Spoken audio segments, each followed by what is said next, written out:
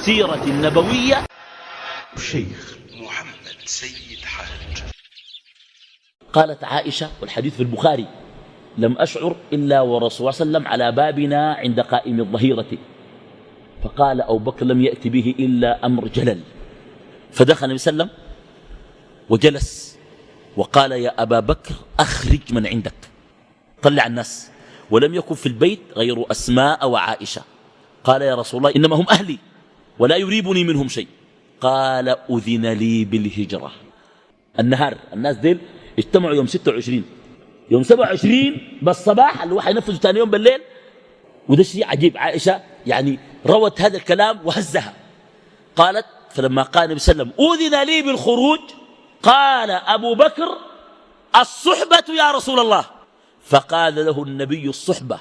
قالت عائشة: فلم أشعر إلا وأبو بكر يبكي فرحا. أبو بكر قاعد يبكي.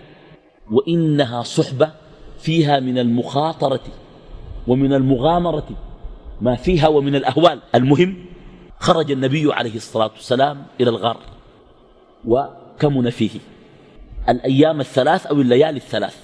خطة قريش، اجتمعت قريش وأبو جهل مشرف على الخطة، لم يكن من الشباب الذين يضربون بالسيوف.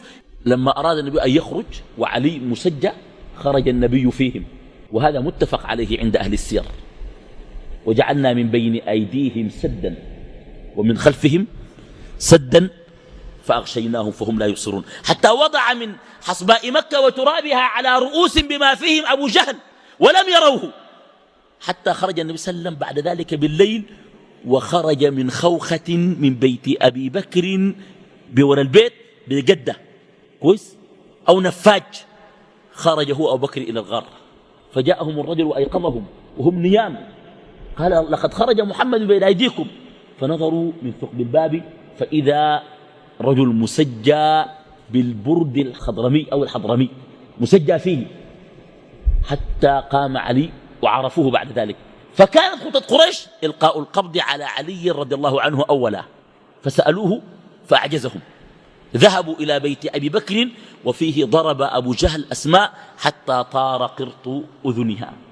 أداك كفيا من الحلق طار، لابس حلق، الحلق طار. كان رجل خبيث، هي تقول ذلك. الأمر الثالث: أعلنت قريش عن جائزة عظيمة لمن يعثر عن وسلم على أبي بكر، وراقبت جميع المنافذ وطرق مكة. كانت هذه خطة قريش.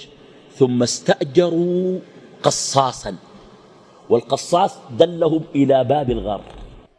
لكن هنا كلام. القصاص دلهم إلى باب الغار وقال: إما ذهبا يمينا أو شمالا. انقطع الأثر عند باب الغار. ثم إذا أراد الله أن يحمي نبيه فإن الله يحميه بأسباب وبغير أسباب. ولذلك قال في سورة التوبة في آية الغار: قال: وأنزل جنودا لم تروها. فالعنكبوت رؤي، والحمام شنو رؤي، وهكذا. وبعض الروايات أن شجرا قد نبت. نحن نقف مع الصحيح من الروايات. بعد ذلك قريش جن جنونها وبدأت تفتر في البحث عن رسول الله صلى الله عليه وسلم، وهي كم؟ 3 ليال. الطريق أيضا ممتع، طريق الهجرة ممتع. بعد 3 أيام متوعدين، الكلام ده متوعدين من فترة، يعني صلى قبل ما يخش الغار نظم الأمور وقال له يوم كده تلاقينا، يوم كده دي خش الغار قبلها ب3 يوم، ولاقاه بعد 3 يوم في المكان المعين. ولما جاء النبي صلى الله عليه وسلم ليركب قدم له أبو بكر الناقة. قال النبي عليه الصلاة والسلام لأبي بكر: بالثمن. قال: يا رسول الله هي لك. قال: إلا بالثمن. وأصر ودفع الثمن. أراد أن يهاجر هجرة خالصة لله. حتى من الرواية الصحيحة أن النبي عليه الصلاة والسلام في الغار، وهذا في صحيح مسلم، أصابه حجر في أصبعه فأنشد: هل أنت إلا أصبع دميت وفي سبيل الله ما لقيت.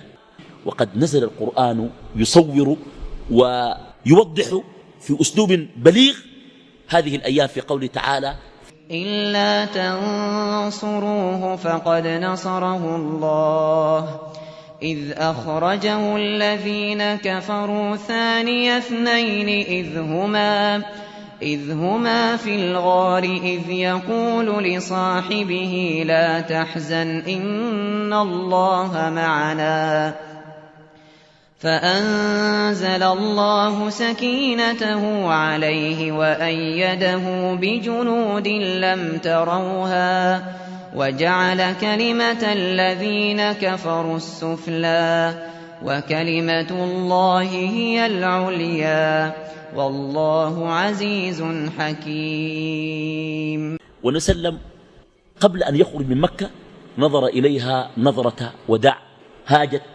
عنده الذكريات القديمة وتحركت لوعة الحب وتحرك اشتياقه لمكة، فقال، والحديث عند ابن ماجه وصححه الألباني كذلك، قال عليه الصلاة والسلام إنك من خير بلاد الله ومن أحب بلاد الله إلى الله ومن أحب بلاد الله إلى نفسي ولولا أن أهلك أخرجوني ما خرجت. خرج النبي صلى الله عليه وسلم وقد فترت قريش، خرج في غرة ربيع، أول يوم في شنو؟ في ربيع، ودخل المدينة بعد 12 يوما مما خرج من بيت أبي بكر 15 يوم، 15 يوما، 15 يوم، 3 في الغار و12 في شنو؟ في الدرب.